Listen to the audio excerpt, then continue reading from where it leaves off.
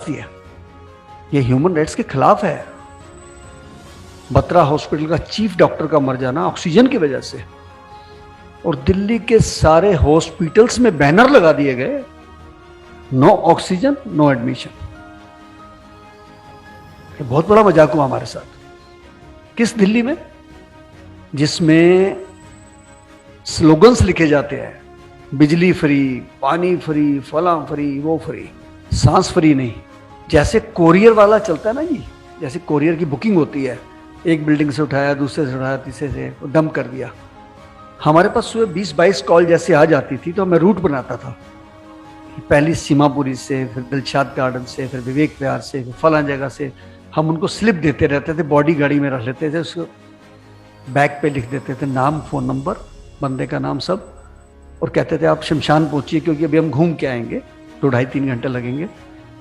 पूरा हम लाशों की डिलीवरी ले रहे हैं। देखो आप सिस्टम देखिए कितना जबरदस्त बन गया।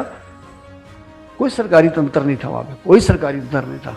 आप किसी का मर्डर करके भी ले जाओ को पूछने वाला नहीं था, किसी को भी उठा के ले जाओ को पूछने वाला नहीं था, बदली भी कर लो तो कोई पूछने वाला नहीं है, क्योंकि देखने वाला ही कोई नहीं था।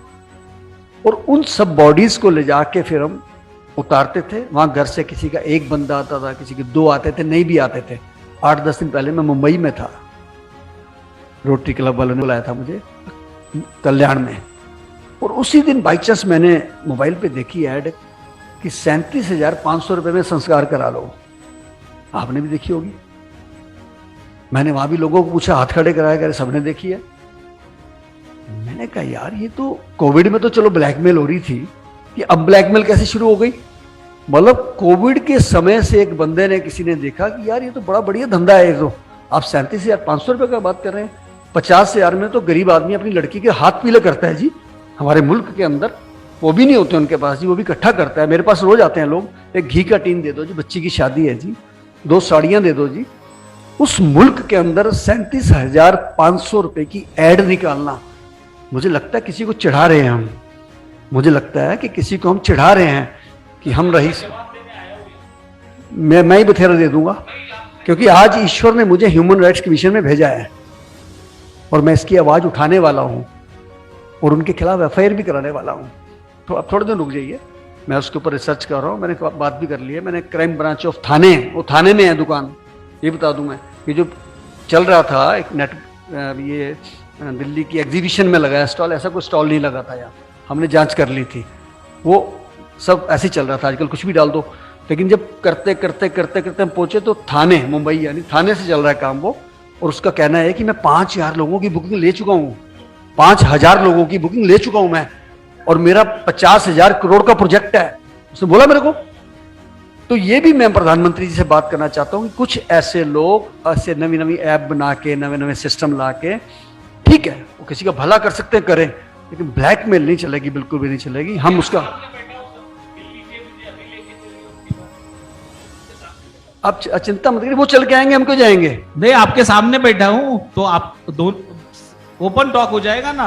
मैं हूं, थाना वाला मैं ही हूं। आप है ना, तो आप जो काम कर रहे हैं मैं आपकी बदसरना करता हूं, आपके खिलाफ मैं एफआईआर कराऊंगा, आपको जेल के अंदर भेजूंगा। आप गलत काम कर रहे हैं, देश के खिलाफ कर रहे हैं, देश के लोगों के अंदर हीन भावना भर रहे हैं। कोई गरीब आदमी 37,500 रुपया नहीं दे सकता है। लोगों के पास 3700 रुपया नहीं है, लोगों के पास कफन के पैसे नहीं है, लोगों के पास आटे के पैसे नहीं है। सर मैं आप सामने बैठे, बहुत अच्छी बात है, मैं आपकी बदसरना कर रहा हूं, ओपनली कर रहा हूं। बहुत जल्दी प्रेस कॉन्फ्रेंस करके मैं थाने, सुनिए ना, थाने के क्राइम ब्रांच के चीफ मिनिस्टर से मेरी बात हो गई है और मैं आपके खिलाफ एफआईआर करा रहा हूं।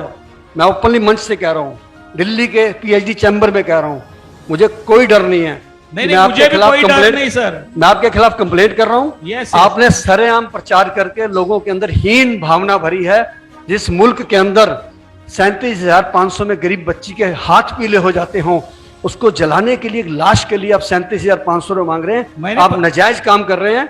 आप मुझे देखिए, ये लड़ाई का मंच नहीं है, ये जिनका चैम्बर का मंच है। मैंने अपनी बात रख दी, आप अपनी रख देना। मैं डरने वाला किसी से नहीं हूं। मैंने अपनी बात रख दी है। फलाना फलाना हॉस्पिटल ने बहुत धमकाया, बहुत लालच दिए, मोटे मोटे लालच दिए कि शंटी जी वीडियो बंद कर दीजिए, इतना माल ले लीजिए।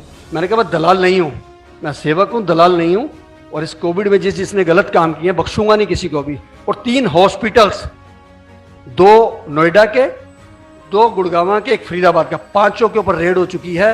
और आप बिलीव करेंगे, कैश वहां से 5-5, 6-6 करोड़ रुपए मिल गया और 4-4 करोड़ का सोना मिल गया। उनकी बेल नहीं होगी, एनएसए लग रहा है उनके ऊपर। और जो भी ऐसा काम करेगा इस चीज को लेके, मैं फिर कहने जा रहा हूं, कौन सी चीज? जो हमारी सनातन संस्कृति है, तो हमारे को उसके खिलाफ बोलना है। मैं डरूंगा नहीं। लोग तो 37,500 मांग रहे हैं ना। आपकी निगाह में दिल्ली में नहीं, इंडिया में कहीं भी कोई भी लगे कोई व्यक्ति की डेथ होगी उसके पास पैसे नहीं है, आप हमारे को फोन कर दीजिए, हम कैसे भी कराएं। मुझे वहां चाहे एसएचओ को फोन करना पड़े तो मैं जिसको फोन करूंगा कराएगा, उसको पैसा नहीं देना, एक सिंगल पाई नहीं देनी पड़ेगी। संस्कार कराने का जिम्मा मैं लेता हूं पूरे देश के अंदर। मेरे को आपने बुलाया, बहुत सम्मानित किया और बहुत अच्छा सब्जेक्ट चुना और इसमें हमको सबको मिलके काम करना है। मैं बहुत बहुत छतवाल साहब आपका धन्यवाद करता हूं, आपने इतना कीमती समय दिया। धन्यवाद। जय हिंद।